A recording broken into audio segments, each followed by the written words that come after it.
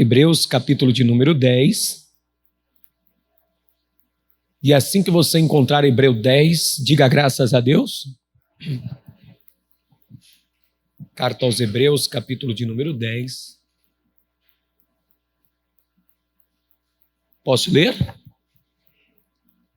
Versículo 19, está escrito assim: portanto, irmãos, temos plena confiança para entrar no lugar santíssimo pelo sangue de Jesus. Tendo esta confiança, essa certeza para se apresentar diante de Deus por um novo e vivo caminho que Jesus, nos abriu por meio do véu, que no dia que ele foi crucificado, ele bradou e o véu se rasgou, que isto é a sua carne, o seu corpo. Então, o que fazia separação entre Deus e o homem, através desse sacrifício de Jesus, temos agora entrada, acesso ao lugar santíssimo, através do seu corpo, e agora temos, no verso 21, pois um grande sacerdote sobre a casa de Deus. Então agora temos um mediador, alguém que está entre Deus e os homens, Jesus Cristo, o nosso Senhor, que é o grande mediador. E através deste grande mediador, Jesus Cristo, que está sobre a casa de Deus, então assim devemos nós agora aproximarmos de Deus, já que Ele, através do seu corpo, do seu sacrifício, abriu um caminho para estarmos na presença de Deus, e Ele é quem intercede por nós agora. Então assim devemos nós nos aproximarmos de Deus. Primeiro, com um coração sincero, com um coração purificado, com um coração sem nenhuma mágoa, mancha, com um coração livre, com um coração sem amarrações, um coração transparente, sincero, sem mistura, um coração purificado, com um coração pacificado, purificado e com plena convicção de fé, com certeza, com inteira certeza de fé, com muita confiança, tendo os corações de cada um de nós aspergido para nos purificar de uma consciência culpada. Então, com esta convicção de fé, com esse coração sincero, temos que ter agora um coração aspergido. A linguagem aqui era pegar o isopo, molhar no sangue e jogar sobre as pessoas para purificar as pessoas. Então, tendo o coração purificado de toda má consciência, tendo o coração purificado de uma mente, de uma consciência culpada, e os nossos corpos lavados com água pura, com água limpa, apeguemo-nos com firmeza, devemos nos apegar a esta firmeza, a esta esperança que professamos. Então apeguemo-nos com firmeza à esperança que professamos, pois aquele que prometeu é fiel para cumprir. Então devemos agora, já que nós vivemos assim, com o coração purificado, com o corpo purificado e com a mente sem culpas, nenhum tipo de culpa em nós, então devemos agora considerarmos uns aos outros. Devemos estimular, considerar uns aos outros, incentivando um ao outro no amor e nas boas obras. Então, Agora nós que temos essa mente purificada, um coração pacificado, uma consciência não culposa, então devemos estimular os demais. Devemos dizer para as pessoas também a ter um coração cheio de amor e uma vida carregada de boas obras. E aí no verso 25, não deixemos-nos de reunir-nos como igreja, não podemos deixar de congregar, temos que estar em comunhão com os irmãos, participando de cultos, estimulando a fé e o amor às boas obras, não tornando os homens mais culpados, mais justificados diante de Deus. Então, não podemos deixar de reunir, segundo o costume de alguns, mas devemos procurar encorajar-nos uns aos outros, procurar incentivar uns aos outros. Nada de desestimular as pessoas, não, devemos estimulá-las, devemos incentivá-las, devemos levantá-las, devemos perdoá-las, devemos ser misericordiosos, levando um coração cheio de amor, uma vida cheia de boas obras. Procuremos-nos encorajar-nos uns aos outros, ainda mais quando você vai vendo que vai se aproximando aquele dia. Amém? Então eu vou ler de novo o versículo de número 22. Estou em Hebreus 10, versículo 22.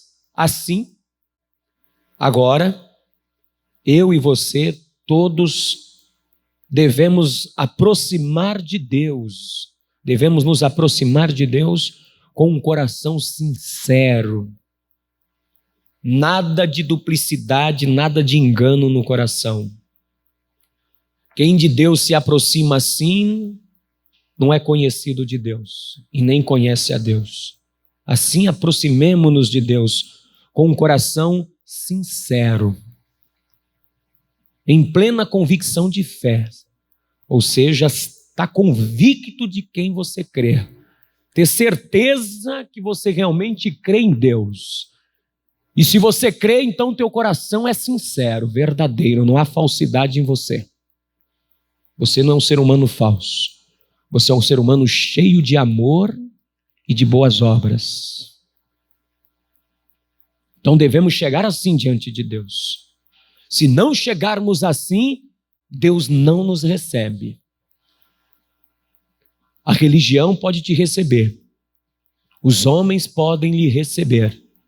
Mas não Deus.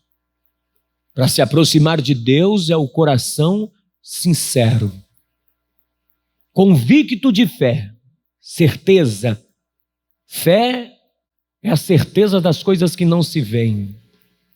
Eu não vejo Deus, mas eu sei que Ele existe, então eu sou um homem, uma mulher carregado de amor e de boas obras, como diz. Tendo os corações aspergido, purificado, limpo, de uma consciência culpada, ou seja, eu tenho que tratar as minhas culpas. Não posso ser humano que carregue culpas em mim. Eu tenho que sentir que sou perdoado e também perdoo as pessoas. Não carrego culpas, tendo o coração purificado de toda a má consciência, de uma consciência culpada em algumas traduções. Inclusive na que eu estou lendo, e os nossos corpos, e o nosso corpo, o teu corpo, lavados com água pura. Amém? Então eu leio agora e todos leem comigo no bom som em alta voz. Vamos lá, assim, diga assim, eu devo me aproximar de Deus com um coração sincero, e com plena convicção de fé, tendo o meu coração aspergido, purificado de toda má consciência, de toda consciência culpada, e o meu corpo lavado, purificado com água limpa, com água pura. Você crê nessa palavra? Então fecha os teus olhos agora e vamos falar com Deus para que Ele fale conosco através da sua palavra.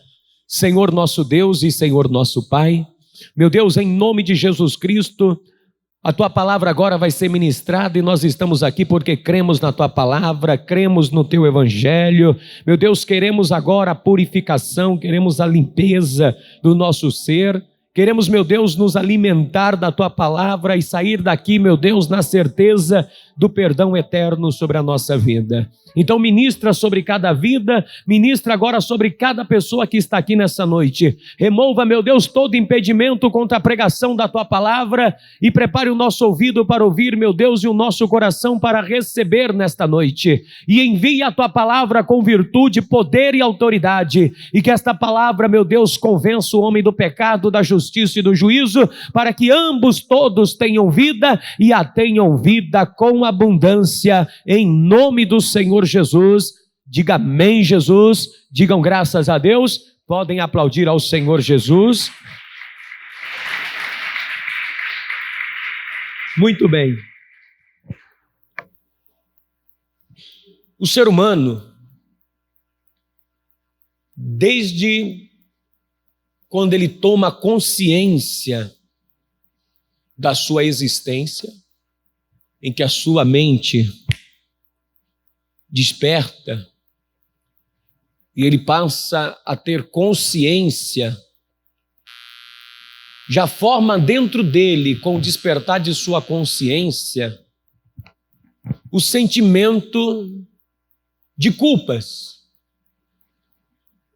por algum motivo.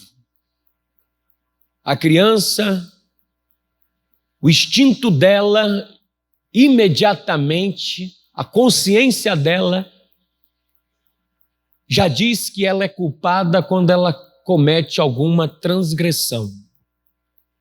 E por natureza intuitiva dela, da criança, isso do ser humano, da sua natureza intuitiva já embutida no seu ser, quando a criança transgride, ela logo tem consciência de que ela é culpada, então ela tem medo de ter cometido uma transgressão, uma infração, uma falta, um erro. E ela acredita que por este erro e por esta falta ela é culpada e ela será punida pelos seus pais. E aí, de forma intuitiva, apesar de ser uma criança inocente sem culpa, porque ela cometeu o ato e não tem consciência do que é certo e do que é errado, ela ainda não tem discernimento psicológico para definir o que é certo e o que é errado, então ela erra, mas quando ela erra, intuitivamente ela já sabe que cometeu um agravo, que ela é culpada e que ela será penalizada, e logo brota ali o medo de ter cometido a gravidade, de ter cometido o ato errado. Então a criança, ela já sabe, eu serei punido severamente pelo meu pai, pela minha mãe, então eu serei penalizado, serei castigado, vou receber um castigo, vou receber uma pena, serei colocado de castigo, vai ser me privado algumas coisas.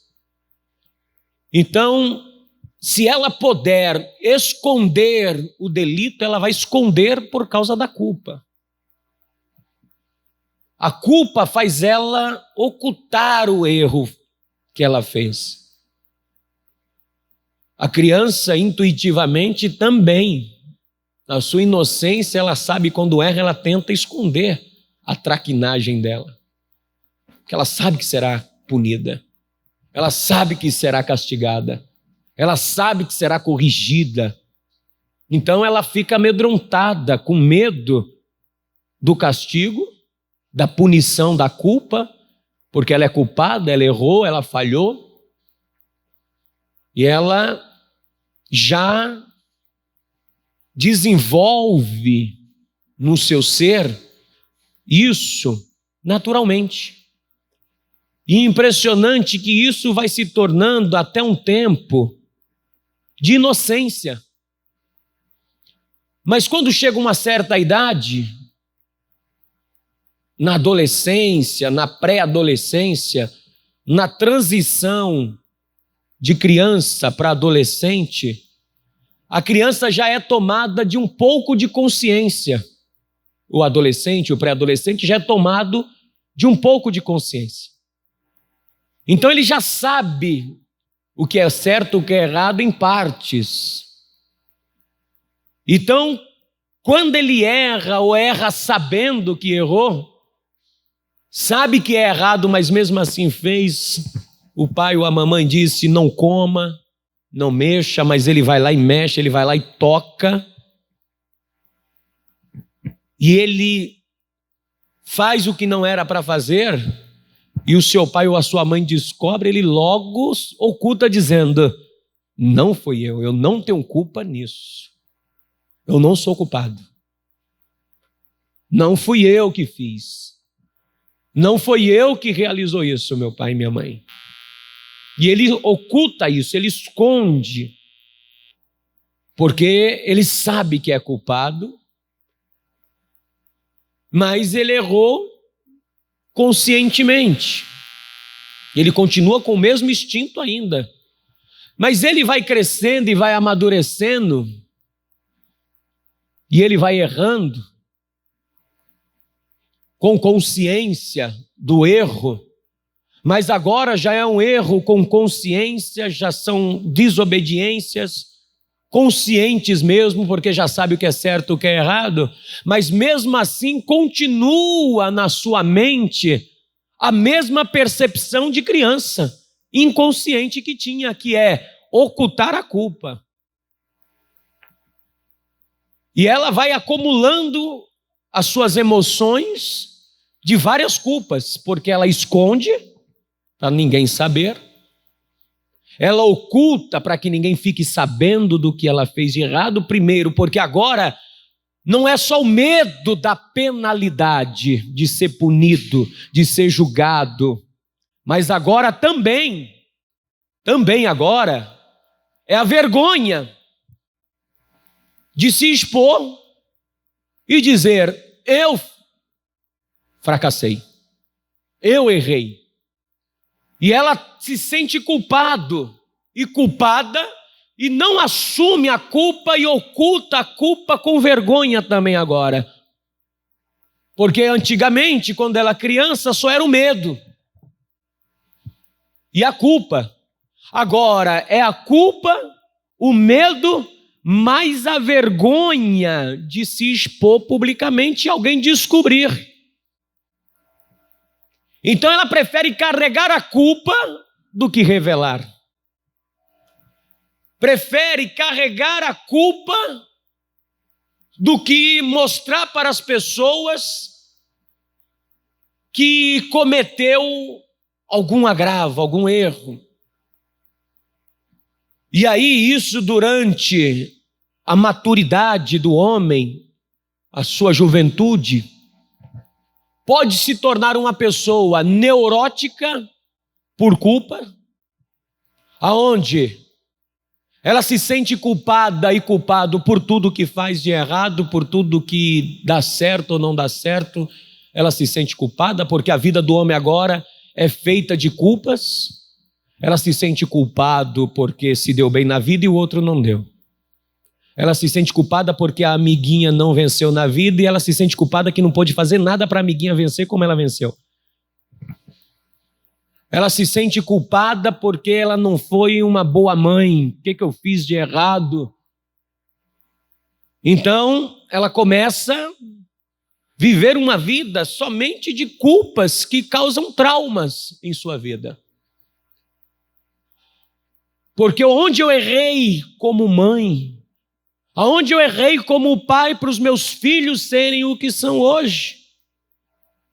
Aonde eu errei no meu casamento, na minha vida sentimental, ou seja, deve ser problema meu, porque eu não dou certo com ninguém, não consigo me relacionar com ninguém, e a pessoa se sente culpa, ou alguém lhe atribui culpas, Você não dá sorte na vida, você não é um vencedor na vida, você não dá certo com ninguém na vida, porque você não presta, você que é a culpada, você que é o culpado. Então a pessoa vai lhe acarretando as culpas que ela mesma lhe atribui, ou por terceiros que diz que é culpado e culpada.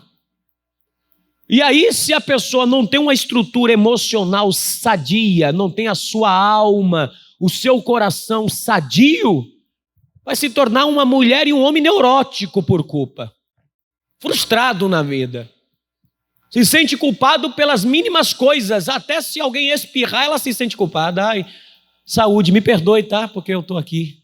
Você espirrou porque eu estou aqui. A pessoa se sente culpada, tão neurótica por culpas, que ela não vive. É culpa disso, é culpa porque ela tem dinheiro e o outro não tem, ou ela se sente culpada porque não tem dinheiro para poder ajudar a quem não tem, se sente culpado porque tem saúde e vê o outro enfermo e diz, poxa, eu tenho tanta saúde e o outro não tem, ela se sente mal até em estar próximo de alguém que está nas mazelas, ela se sente culpada porque ela tem saúde e o outro não.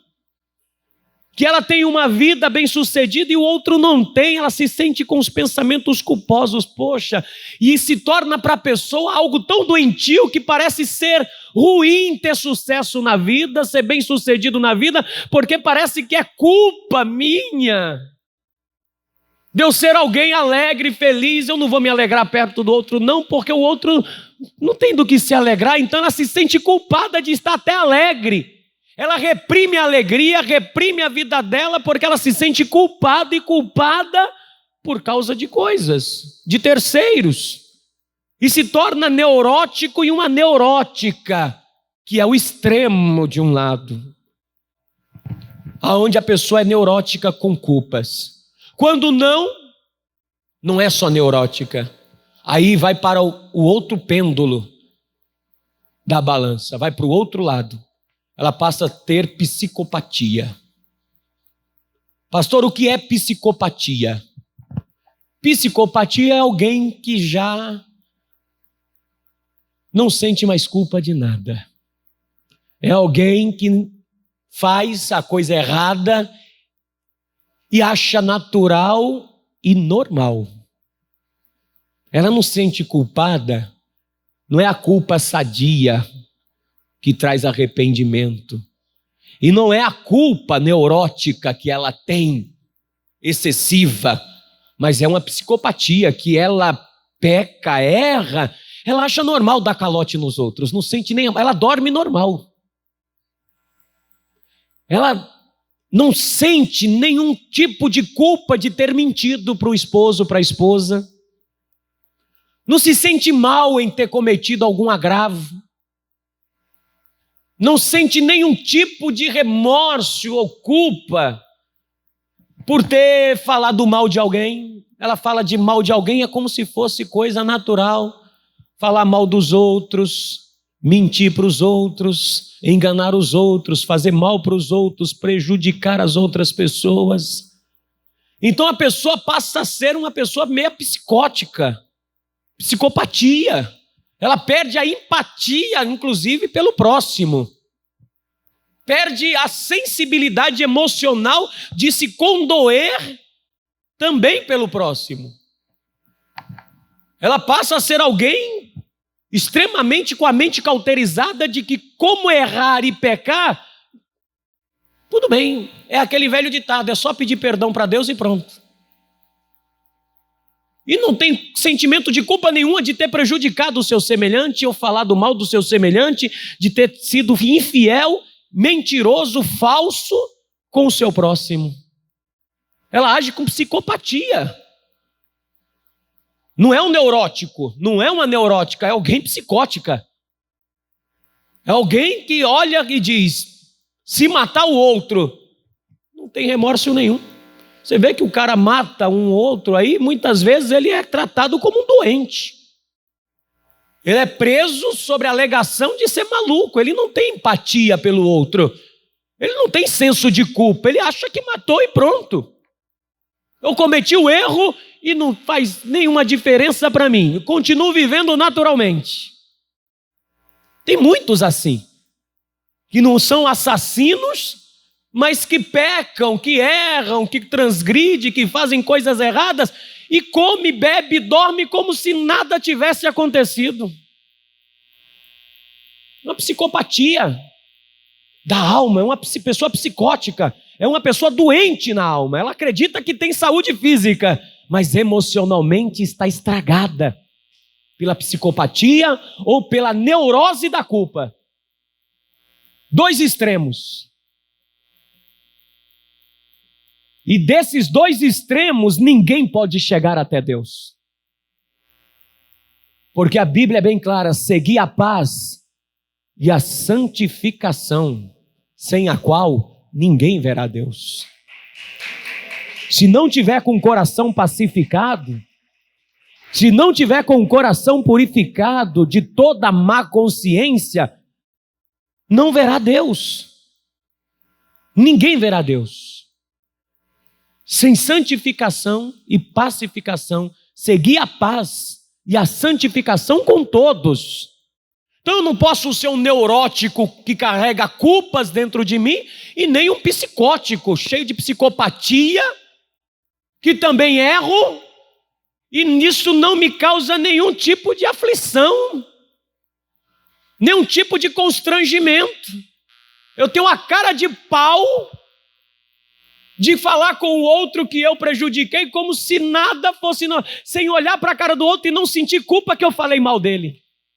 Uma pessoa que tem psicopatia, ela não tem empatia pelo outro, ela não sente simpatia, encanto, beleza, amor, compaixão pelaquele que está diante dela. Ela fez algo para com o outro e... normal. Pode falar em línguas, pode pular, pode rodar, pode profetizar, mas, minha gente, não se engane com discurso vã, achando que tal ser humano que quer se achegar a Deus dessa forma, se achega a Ele. Não tem condição. Você tem que tratar essa culpa, seja ela psicopatia ou neurótica. Se você não tratar isso, você não pode se achegar até Deus, porque o texto é bem claro agora. Assim devemos nos aproximar de Deus com um coração sincero. Você pode até se aproximar de mim. Você pode até se aproximar da religião, mas se você não tratar esse sentimento de culpa dentro de você, não tem como você se achegar a Deus. E as pessoas estão carregadas de culpas, ou não reconhecem as suas culpas, ou são obcecadas por elas. Ou uma ou outra, ou você carrega essas culpas, esses sentimentos de culpas dentro de você e não resolve, não trata, não busca ser tratado pelo Espírito de Deus, ou você se torna um ser humano totalmente frustrado, magoado, sem paz. E a culpa, ela é algo que vem do pecado de Adão. Ela surge lá quando Adão e Eva, esse sentimento de culpa brota no homem a partir da transgressão, da desobediência a uma ordem divina, a uma lei de Deus, quando disse ao homem e à mulher: de toda árvore do jardim vocês comerão livremente. Podem comer, mas da árvore que está no meio do jardim, vocês não têm a minha autorização para comer, porque no dia em que comer, morrendo, morrereis. Certamente vocês morrerão. O homem tinha de tudo o que era necessário para a vida. Não havia sentimento de culpa nenhuma neles. Não havia sentimento de medo e nem de vergonha embutido neles. Eles viviam em plena liberdade no jardim do Éden, e não só em liberdade eles viviam, mas não tinham vergonha um do outro, porque ambos estavam nus no jardim do Éden, e tudo o que fazia Não havia culpa nenhuma, era pura liberdade, iam e vinham, poderiam transitar, comer de tudo, sem se sentir culpado em nada. Não havia nenhum tipo de culpa neles, eles poderiam viver livremente, tranquilos, com a consciência purificada, um coração purificados, todos os dias diante de Deus com o coração pacificado, Deus visitando eles no Éden, comunicando com Deus, ele e a esposa ali vivendo de forma limpa, transparente, um para com o outro, sem nenhum culpar o outro não culpar o outro, sem um sentir culpado, sem a outra sentir, a outra parte se sentir culpada, ambos vivendo unânimes, uma vida plena, abençoada e satisfatória. Uma vida de prazer. A palavra Éden quer dizer lugar prazeroso. A vida foi feita por Deus para que viesse trazer prazer na vida, ter prazer em viver. Mas a culpa te arranca todo o prazer de existência de viver. Pessoas que carregam sentimentos de culpas ou não culpas, elas não sentem prazer na vida, elas odeiam a vida, elas aborrecem tudo aquilo que é a favor da vida e promovem só discórdias, desentendimento, confusão, briga, tudo que é contra a vida. A pessoa que carrega o sentimento de culpa anda junto. Então esse sentimento de culpa que o homem carrega dentro de si, que vem de Adão, tira todo o prazer de existir e de viver. Porque o pecado, ao entrar no Adão e na Eva, vai tirar essa beleza de existir e de viver livres, sem culpa, sem culpar ninguém e sem se sentir culpado. Porque coisa boa é você viver com o coração pacificado, sem culpar ninguém, e nem se sentir culpado porque você fez algo para alguém. Pelo contrário, tudo que você fez só foi somente o bem para as pessoas. Então você passa a sentir prazer na vida. Quando Adão e Eva pecam, algumas coisas acontecem com esse sentimento que surge. Eu quero que você vá comigo no livro do Gênesis. Vá comigo no livro do Gênesis, capítulo de número 3. Livro do Gênesis, capítulo de número 3. E assim que você encontrar Gênesis 3, diga glória a Deus. Vamos ler o verso 6. Quando a mulher viu que a árvore parecia agradável ao paladar, boa para comer e atraente aos olhos, foi atraída pelo paladar, pelo desejo, foi atraída pelo que os olhos viam. Veja que a culpa entra no homem pelos olhos, pelo aquilo que ele vê, pelo aquilo que ele deseja. E além disso, desejável dela para se obter discernimento, para se obter entendimento. Tomou do seu fruto e comeu. E também deu ao seu marido, que comeu também. Os olhos dos dois se abriram e perceberam que estavam, que a igreja?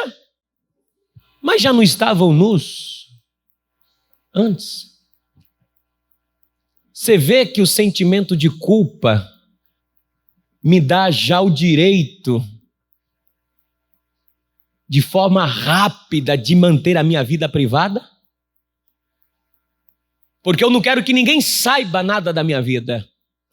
Porque eu tenho medo de que as pessoas saibam do quem eu sou e me culpem.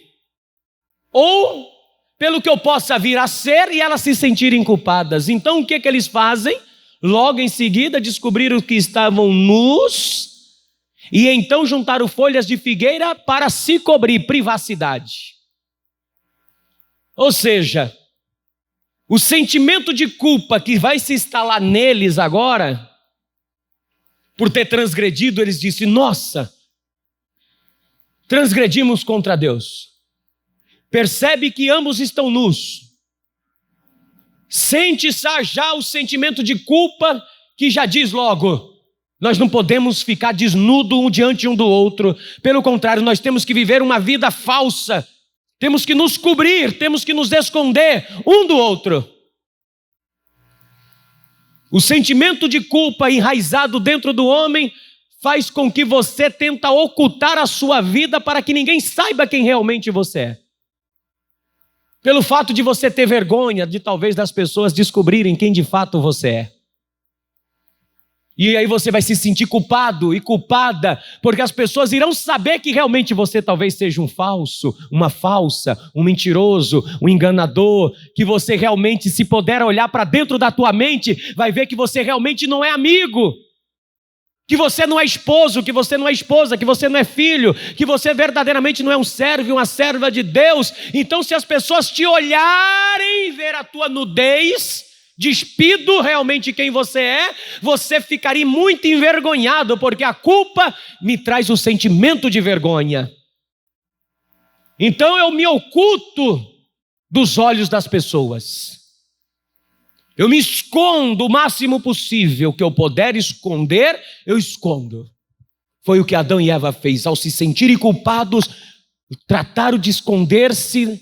E aí surge o primeiro conceito de privacidade, que ninguém pode entrar na privacidade do outro, que ninguém pode entrar na vida do outro e saber como é que é o outro, porque isso lhe causa um sentimento de culpa, isso lhe faz as pessoas se sentirem culpadas ou ela mesma culpada, porque alguém descobriu a sua nudez.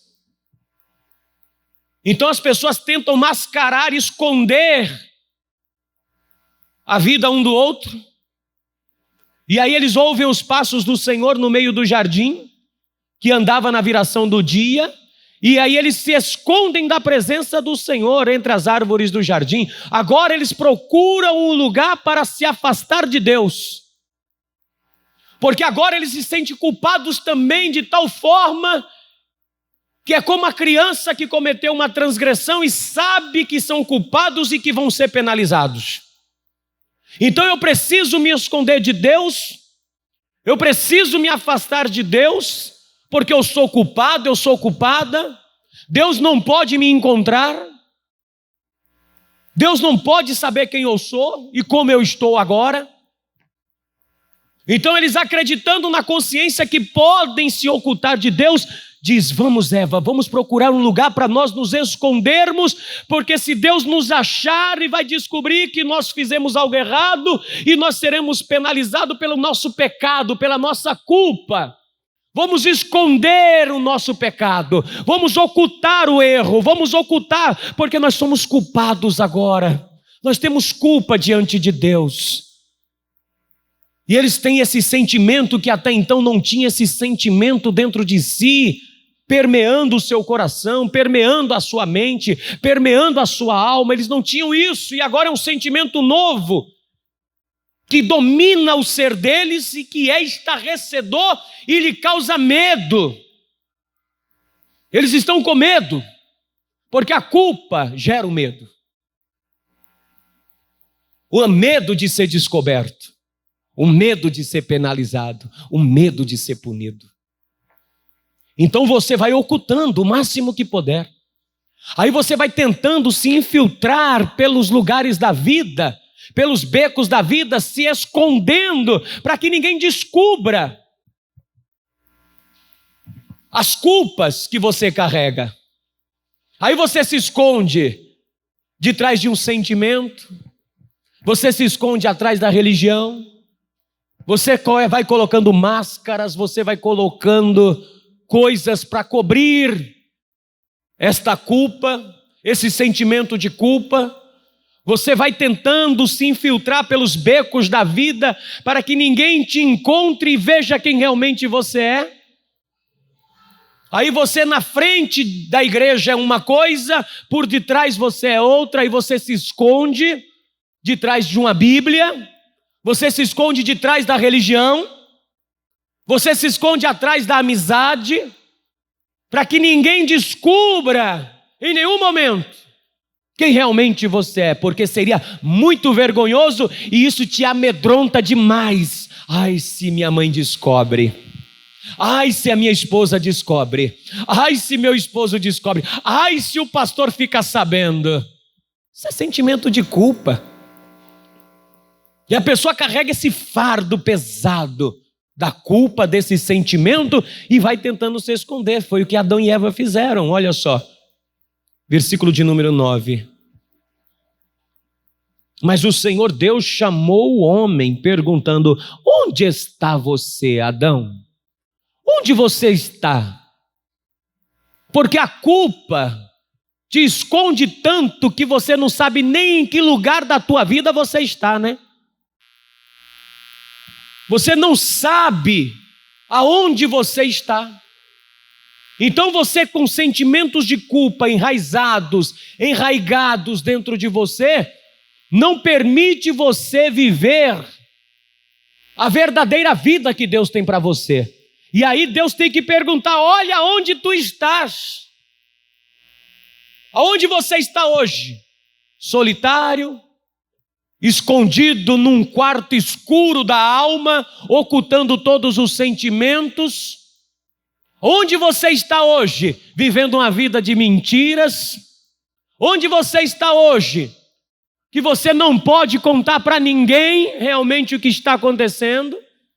Porque isso é muito vergonhoso, você chegar e contar e dizer: eu fiz isso, eu agi assim contra você, eu fiz isso. Então eu tenho que estar no meu lugar, escondido, onde Deus pergunta: onde tu estás, Adão? Em que lugar da vida você está hoje? Com medo? E as pessoas acreditam que pode ocultar-se de Deus, ou que se pode se ocultar do próximo também. Mas deixa eu te dizer algo. Jesus disse assim: nada que está em oculto, nada que está em oculto, nada do que os homens fazem por debaixo dos panos, nada que a pessoa faz de forma arbitrária, ocultando, nada que não venha à luz e às claras mais cedo ou mais tarde. Você pode viver com essa culpa o tempo que você quiser, mas esta culpa ainda vai esmagar você. Esta culpa, essa neurose, ou não só essa neurose, mas também essa psicopatia de qual que você também já perdeu até a sensibilidade do que é culpa e já não se sente mais culpado por nada. Não é a culpa saudável que te diz: poxa, realmente eu errei, eu preciso melhorar, eu preciso tomar vergonha na cara e me converter. Não é a culpa que faz você mudar, mas já é uma culpa neurótica que você já fica: não, essa não resolve. E nem a psicopatia que te torna insensível diante do erro. Como Adão e Eva vão se tornar insensíveis. Não vão conseguir olhar para si e ver que são culpados. E Deus pergunta: onde está? Aí Adão respondeu: ouvi teus passos no jardim e fiquei com medo. Aí a característica da culpa. Errou, sente culpado, sente medo e tem vergonha. E olha só, porque estava nu e tive vergonha, por isso me escondi. Por isso eu me escondi. Ou seja, a transgressão, o erro me gerou o sentimento de culpa. O sentimento de culpa me trouxe medo e vergonha. Então eu me ocultei. Pastor, e ninguém vai ficar sabendo. Mas só que esta culpa cada dia está matando você. Essa vida falsa diante de Deus e diante dos homens não está permitindo você viver a novidade de vida, uma vida linda e maravilhosa que Deus criou para o ser humano. Aí você não consegue ter relacionamentos sadios, você não consegue ter casamento sadio, você não consegue ter uma família sadia, teus filhos não te submetem, não se sujeitam a você. Seu marido não lhe compreende, você não compreende o seu marido. O sentimento de culpa vai enraizando tão profundamente, tal forma que muitas vezes a mulher se sente culpada porque gerou 1, 2, 3, 4 filhos e o seu corpo ficou transformado e ela agora sente culpada de seu casamento estar se esfriando porque o seu marido não lhe olha mais como deveria olhar e ela é culpada porque o casamento está se acabando. Porque o sentimento de culpa está ali. Porque eu fui ter filhos, se eu não tivesse filhos, meu casamento estaria melhor. Se eu não tivesse casado com este homem ou com esta mulher, minha vida seria outra. Os sentimentos de culpa vai tomando conta da pessoa e não permite ela ver o jardim que Deus preparou para ela. Não deixa a pessoa enxergar, porque ela pensa que está com os olhos abertos, mas não, os olhos se fechou para a verdade de Deus. A culpa fechou você para a verdade de Deus e abriu os teus olhos para uma vida de mentira. E aí você vive uma vida mentirosa, na igreja, em casa, na sociedade. E aí você se esconde na religião, você se esconde na filosofia, você se esconde nesses mundos que estão por aí, se esconde atrás do vício, se esconde atrás de um pacal de maconha, se esconde na carreira de maconha, na carreira de cocaína, se esconde atrás de o vício da bebida, da prostituição, pelas culpas que vão te permeando a alma e você não resolve abrir o jogo e dizer: eu reconheço que errei, mas eu quero ser tratado por Deus para que eu tenha vida e até a vida com abundância. Eu quero mudar a minha vida a partir de hoje. Eu quero abrir os meus olhos para a verdade e libertar minha alma desse quarto escuro. Quantas culpas você vem carregando dentro de você por décadas e você ainda não conseguiu lidar com essas culpas que te trazem sobre você. O problema é que isso pode ir se agravando de tal maneira que eu me torno, como eu te disse, uma pessoa insensível, psicopatia. Não tem mais a sensibilidade de perceber que eu erro, que eu transgrido, que eu tenho que melhorar, e que errar é natural. E aí culpa para mim já nem tem mais. Pastor, já peço perdão para Deus e segue a vida que segue. Isso está prejudicando a tua alma. Porque não é só pedir perdão a Deus. É sentir o perdão de Deus na alma e perdoar a si mesmo e começar de novo. Só que Adão e Eva, quando é confrontado com essa verdade, e diz: vem aqui, Adão, vamos conversar frente a frente. Quem disse para tu que estavas nu? Vocês estavam sempre nus. Vocês não tinham vergonha um do outro. Olha o sentimento de culpa. Quando eles viram um ao outro nu, é igual a mulher. Apaga a luz, pelo amor de Deus. Ela se sente culpada por causa do corpo, porque o marido não vê o corpo. Ou o marido também, vice-versa. Isso é sentimento de culpa.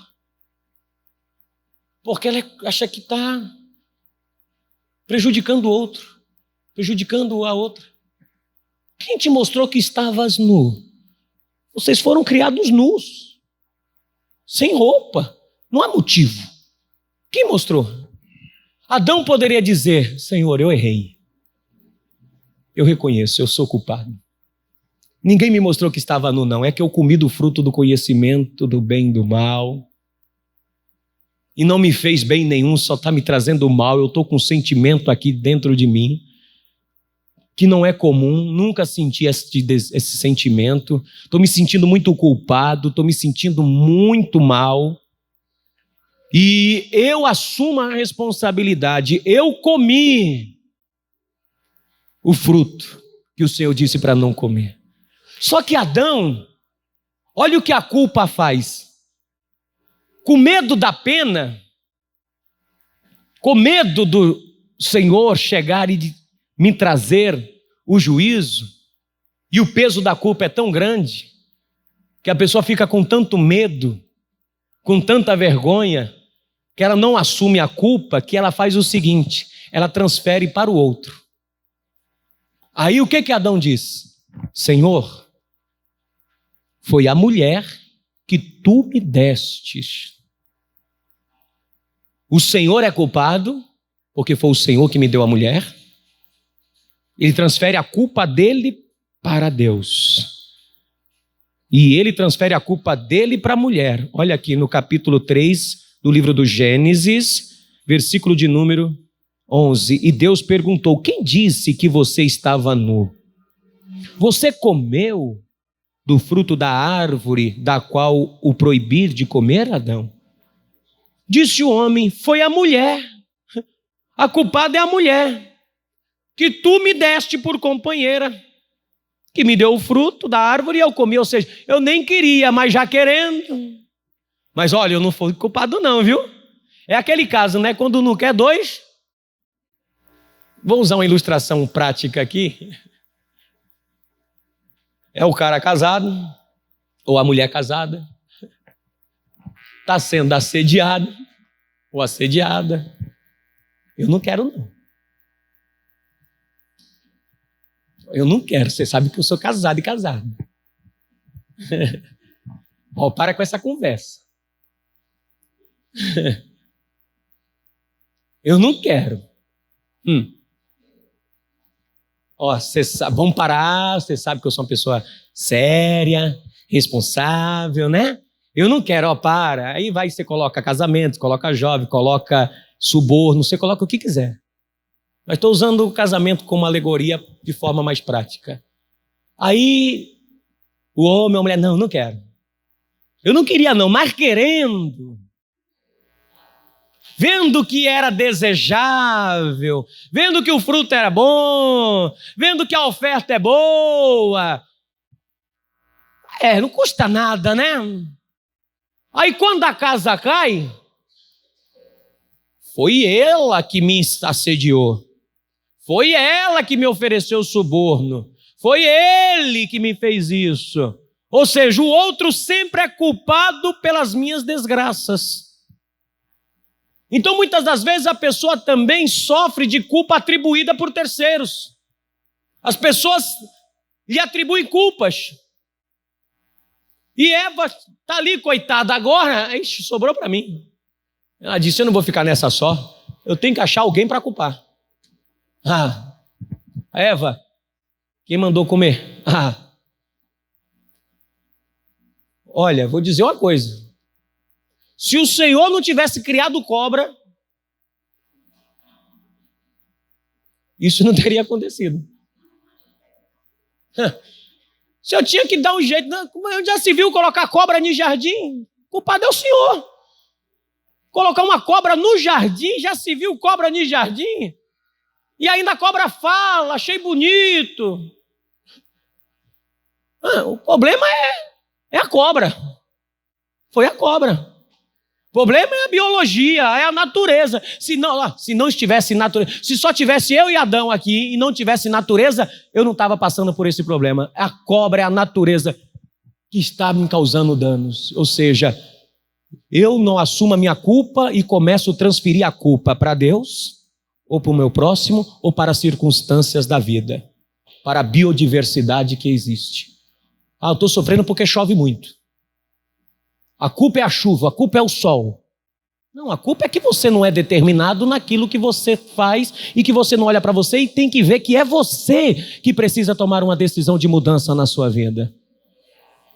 Que é você que precisa, com todo respeito, passar um óleo de peroba na cara e olhar para você e dizer: poxa, ninguém é culpado não, é eu que muitas vezes passo o limite, passo da conta e não me se dou o respeito e não me coloco no meu lugar e não vejo o que Deus tem para mim, então eu acabo errando, me sinto culpado, eu não quero ser culpado por nada e eu culpo os outros. Não, mas Deus está abrindo os teus olhos hoje para que você veja que todos nós somos culpados de alguma coisa, mas também todos nós estamos debaixo da graça de Deus para ser perdoado, para ser cuidado, para ser resgatados em nome de Jesus Cristo. Basta você olhar para você e reconhecer que você é culpado, que você não é esse santo de pau oco que quer vender para as pessoas, que todos nós carregamos culpas e mais culpa dentro de nós. A diferença é que um olha para si e diz: eu preciso tomar vergonha na cara e melhorar, e ele não culpa ninguém. pelos seus fracassos e pelos seus erros. Adão transfere. Diferente do salmista Davi. Davi, quando pecou, reconheceu. Salmo 51 é um salmo de reconhecimento de culpa. Quando Natan chegou para ele e disse: tu és este homem. Tu é culpado pela morte de Urias. Tu é culpado pelo ato de adultério com Betseba. Aí ele escreve o Salmo 51 dizendo: Senhor, contra ti somente eu pequei. Em pecado concebeu a minha mãe, eu fui gerado em pecado, eu sou um homem que comete falhas. E ele escreve um salmo de culpa. Eu quero que você veja os salmos, vamos lá no livro dos Salmos. Olha o que ele fala sobre a culpa. Que a culpa traz dor e sofrimento sobre nós terríveis. Livro de Salmos, de número 38. Salmos número 38.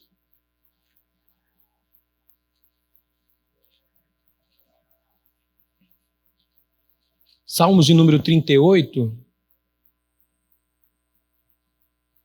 Versículo de número 1. Vou fazer uma leitura junto com você. Senhor, não me repreendas no teu furor, nem me disciplines na tua ira. Pois, Senhor, as tuas flechas me atravessaram, minha alma está doendo, e a tua mão me afligiu. Por causa de tua ira, todo o meu corpo está doente. Não há saúde nos meus ossos, não tenho nem estruturas mais. Ele está falando de forma poética aqui, tá, gente? Então eu vou ler na forma poética e dando lucidez ao texto. Por causa do meu pecado, por causa da minha culpa. Ele diz: eu me sinto doente, eu me sinto sem força, sem estrutura por causa da minha culpa, do meu pecado. Versículo 4, as minhas culpas me afogam. Essas culpas fazem-me sentir como uma pessoa afogando. Eu não tenho forças nem para respirar. As culpas são pesadas em mim. São como um fardo pesado e insuportável. Ou seja, é um peso gigantesco sobre os meus ombros que parece que vai me empurrando para baixo. É assim que o sentimento de culpa se manifesta na vida da pessoa. Ela se sente tão culpada que parece que ela vai perder o fôlego. Ela se sente tão culpada que parece que lhe falta ar. É como se alguém tivesse se afogando em um mar de água. O desespero de como alguém se estivesse afogando, o sentimento de culpas que permeavam a alma do Davi. São como um fardo pesado, insuportável. Aí ele diz aqui, verso 6, estou encurvado e muitíssimo abatido. Estou muito abatido. O dia todo eu saio vagueando e pranteando, eu choro. Quando eu lembro dessas culpas, eu fico vagueando nos meus pensamentos. Quantas vezes a pessoa se sente tão culpada na hora que vai deitar, aqueles pensamentos ficam a vaguear na sua mente, ela traz esse sentimento, essas culpas permeando a sua mente inteira. Estou ardendo em febre, sinto um queimor, um arder na minha alma, todo o meu corpo está doente, sinto-me muito fraco e totalmente esmagado, eu não tenho forças para andar, para caminhar, para viver, é como se eu estivesse sendo esmagado, meu coração está gemendo de angústia, estou gemendo, minha alma está muito machucada. E aí ele diz aqui no versículo de número 18, que a única forma que ele achou foi o seguinte: confesso a minha culpa. Eu não vou entrar na psicopatia achando que eu não tenho culpa. Eu confesso a minha culpa em angústia e estou por causa da minha culpa, por causa do meu pecado. Porque eu escondi esta culpa o meu pecado, então eu estou em angústia, estou como alguém que está em febre, como se tivesse alguém sendo afogado, sinto que as flechas do Senhor me atravessam, sinto que a mão do Senhor está pesando sobre mim, está me esmagando, está triturando a minha vida. Eu sinto um pesar tão grande na minha alma, sinto como um ser esmagado. Mas Davi disse: eu faço o seguinte, Senhor, eu não aguento mais, eu confesso a minha culpa. Chego diante do Senhor e abro o jogo, eu não aguento mais. Eu não aguento mais carregar essas culpas em meu ser. Eu não aguento mais pensar, acordar, dormir, caminhar de dia carregando culpas e mais culpas. Eu faço uma coisa, eu confesso as minhas culpas diante do Senhor. Eu abro o jogo para o Senhor, eu reconheço, eu errei, eu falhei, eu preciso imediatamente que o Senhor tenha misericórdia de mim. E ele diz aqui no Salmo 51, olha só, Salmos de número 51, olha o que o Davi disse. Ele se sente culpado. Olha só, versículo 5: sei que sou culpado, em algumas traduções, sei que sou pecador desde que nasci. Sim, desde que concebeu a minha mãe, eu carrego culpas. Sei que desejas a verdade no íntimo, eu sei que o Senhor deseja um homem de coração sincero. Eu sei que o Senhor gosta da verdade. Eu sei que o Senhor gosta de um homem de mente e coração limpos. E eu não vou ficar mais carregando esta culpa dentro de mim. Sei que desejas na verdade no íntimo. Sei que desejas a verdade no íntimo. E no coração me ensinas a sabedoria. Purifica-me com isopo e eu ficarei puro. Lava-me e mais branco do que a neve eu serei.